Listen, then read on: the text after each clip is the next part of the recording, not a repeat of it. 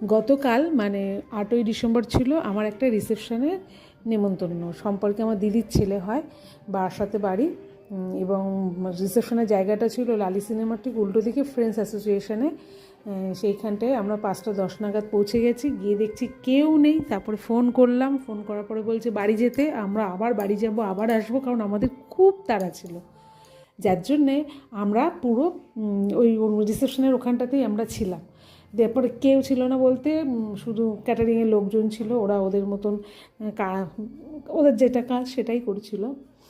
তারপরে আমরা পুরো ফাঁকা, পুরো জায়গাটা। ততক্ষণে ভাবলাম তোমাদেরকে আমি জায়গাটা দেখিয়ে দিই। ওই যে এখানটাই হচ্ছে পুরো স্টার্টার কাউন্টার, আর কোণে বসার জায়গাটাও খুব সুন্দর সাজিয়েছে। এই যে কোণে জায়গায় বসার জায়গা, একটা সেলফি জোন বানিয়েছে, যেখানে সবাই সেলফি টেলফি আমরা তুললাম ফাঁকায় ফাঁকায়, কোনো ভিড়ভাট্টা নেই, সুন্দর করে ফটোশ্যুট করলাম।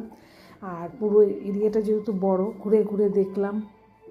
দেখার পরে 6:45 নাগাদ পুরো স্টার্টার কাউন্টার খুলে দিল। খুলে দেওয়ার পরে আমরা একটু খাওয়া দাওয়া করলাম।